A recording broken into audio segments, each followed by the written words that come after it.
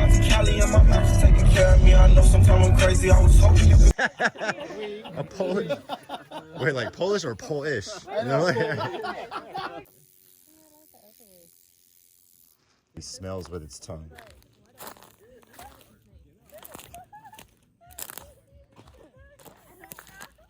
All right, moved it over to a safe space. This is Crotalus cerastes, otherwise known as the desert sidewinder.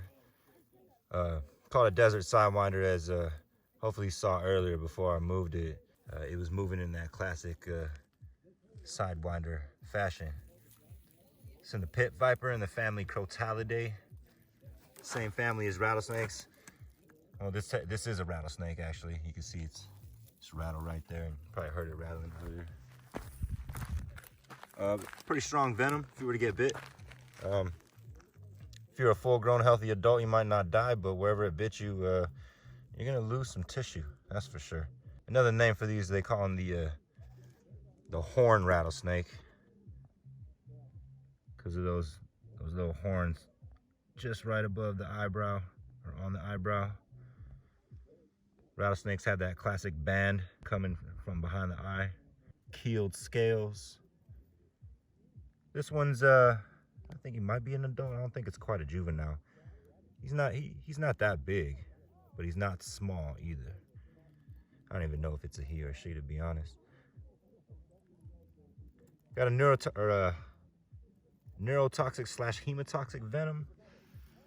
So they got components or enzyme or protein constituents in the venom that can break down cellular tissue and also inhibit neurotransmitter transmissions in your nerves.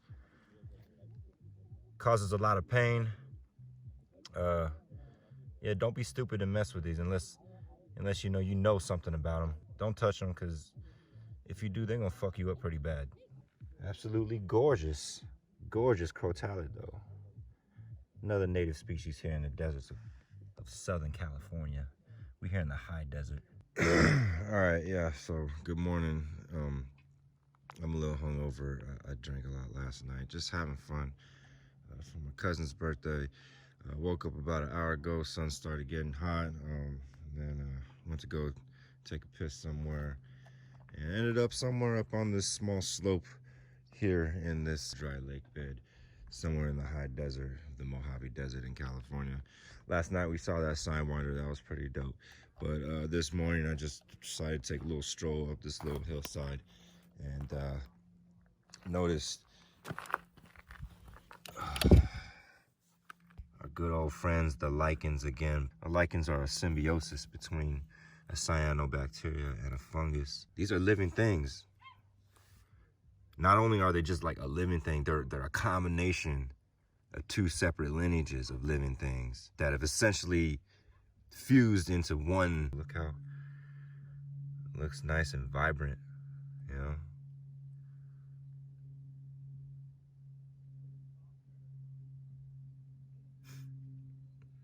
To me, this shit looks pretty sick. I'm not sure if each different color of these are truly a different species, although I would assume that. But I don't know, like I'm pretty sure that these species of lichen can be found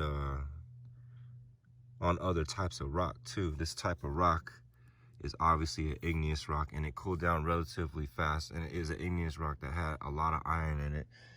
So you see all those little holes in there. At that time when this rock was essentially liquid, it hit the surface and cooled at the surface pretty damn fast. And those little holes were just like the gas bubbles of this liquid that was like boiling when it came out the earth. Hit the surface, cool down super quick. So you just get all these like fossilized, or yeah, like I get fossilized. I don't know. Like you just get all these like remnant bubbles in the rock. But yeah, this lichen, man. Like these lichens are. This lichen is sick. I wonder how long it took for these to actually grow in this dry environment. And what's crazy is like I'm looking at the shape of this rock, and then you can see like there's a bunch of oranges right here. you have some teal or blue ones kind of intermixed everywhere. You kind of get some yellows, or the oranges get a little more dominant underneath this part of the rock. You come over on this part of the rock, a lot of greens up on these edges. Not too many oranges over here, actually barely any oranges over here. Greens like it up here. The oranges kind of like it over here on this side of the rock. And you can see even like larger colonies of these like grayish blue ones on these portions of the rock. I wonder if this is, oh yeah, see like more of these like, oh, like underneath the rock. I didn't even notice that. You got this blue-gray one that's doing pretty well underneath this portion. So yeah, right here you can see already a preference of microhabitat on just a freaking rock. There's a microclimate on this side, which might favor this green one to grow and do really well. There's a separate microclimate on this side, which might be favoring the oranges and the yellow. And there's definitely a separate microclimate underneath this, which is favoring this kind of, this grayish lichen. That's ecology right there, people. Go ahead and learn something. I sound like shit, but whatever. You can be on a hangover and still biologize. Just, you know, just enjoy life, stupid. You want to just sit down and rest all day, you know, you got to seize things and take advantage of stuff that you're not going to see for a while, so get up and walk around. All right, right here we got typical common plant in the deserts of Southern California. This is Biologyzing Inflatum, and I think they call it Inflatum because the stems here, or the secondary stems, they when they grow, they get hollow on the inside, and they kind of grow as if they're inflating themselves. So yeah, that's why they call it Biologyzing Inflatum. They're in the family Polygonaceae, which is the buckwheat family, and their growth is I guess it's annual growth. Like this will all die off. This was already dead. Like all the flowers, they're gone already. This already bloomed, released its seed. It's on its way out. I have no idea why they evolved this type of phenotype, why they evolved having this sort of structure. I have no idea what it does. Maybe it might cool the plant down somehow, or I don't know. It might even add some stability while being blown in the wind. Who knows? I don't know. But it's an interesting plant. I heard you can like take this, or hollow. I heard you can take these, break them off, stuff them in weed, and smoke it. Okay, somebody's having a good time over at that campsite. You know, I mean, you know, when it comes to experiencing nature, to be honest, in my opinion, I'd rather just be out here by myself, with nobody out here. But fortunately enough for me, you know, I got friends and family who love me, and I love them, so I don't mind, you know, coming out with them to enjoy nature and experience being bathed in the elements without any anthropogenic interference. Even though there might be a bunch of jackasses out there, it's still kind of cool that you can see communities like this. What I'm looking at right now is a plant community that seems to be, yeah, mostly native plants. If you know anything about biology and ecology, you know, if you know a little bit about plants, you know a little bit about animals, you know, maybe even a little bit about fungus and a little bit about geology. And you got an example of that all sitting in one place. You got the rocks, the geology, you got plants, the botany. There's some bugs around here that might be, you know, looking at animals and stuff like that. And we got this like spider right here. So you got an animal community here. And just by looking at these things, you know, that kind of clues you in on how long it took things to actually grow and establish and populate things. And it's cool too, because you got like, you got live things, you got dead things, all like fresh things that only grew this year, plants that you can tell have been here for years. This seems like a pretty productive spot. Sediments and silts that have been blown in by wind and eroded from water just kind of all settled at this low point here. creating this small dry lake. This lake isn't always dry, to be honest. Like, there's some times in the winter where it fills up with water. You don't have any like organisms that really live in the water. At least I've never seen it, because there's probably too much, I don't know, too much influence, too much impact from vehicles driving here. But hey, that's America. That's the freedom we get. But anyway, yeah, it fills up with water, but because we're in the desert, the evaporation rate is way higher than the actual rate of rainfall that this place gets. So even though this lake fills up with water, it'll probably be gone and evaporated within a week, 2 weeks tops. That quick, ephemeral system. But in that time when that water pulls up, a lot of animals will take advantage of that. Obviously, the plant communities will take advantage of those water sources, whatever water table is being filled up by that rain.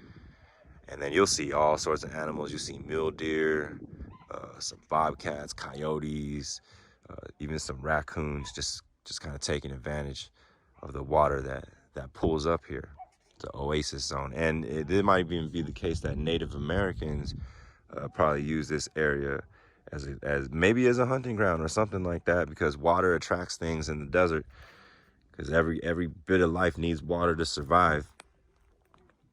So they might have hunted here, and there's evidence for that because we see these things called petroglyphs in those rocks, especially around the rim. Ancient petroglyphs right here. Sorry for the wind again. The desert's a windy place. I guess it's expected that these are about 6,000 years old.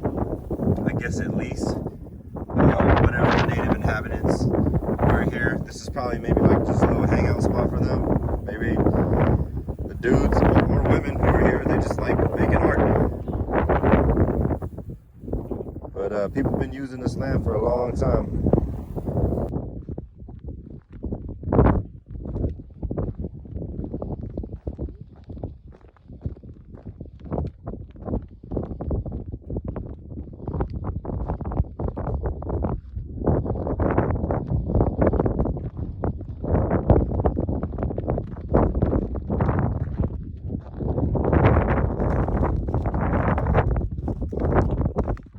All right, continuing on with the nighttime critter finding. I got something here that's pretty special to me because it is an arthropod, it is an organism with an exoskeleton. However, this organism is commonly known as a sun spider or a wind scorpion. However, it is neither a spider or a scorpion. Rather, it's in its own order called the solarfugi, which is an order under the class Arachnida, which is the same class as spiders and scorpions, but it's its own thing.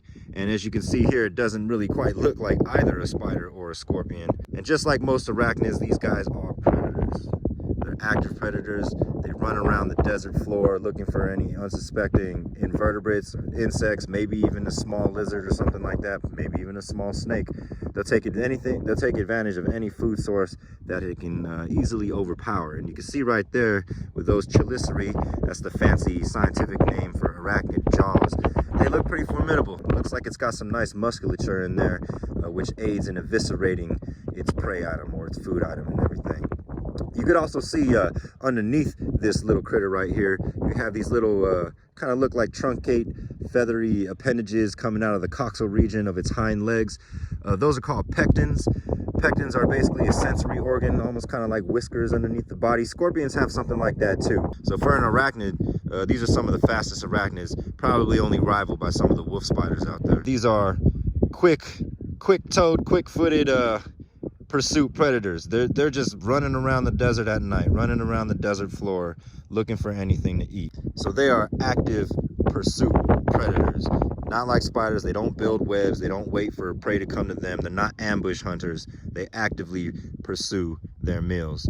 I bet most of y'all, you didn't even know these things existed.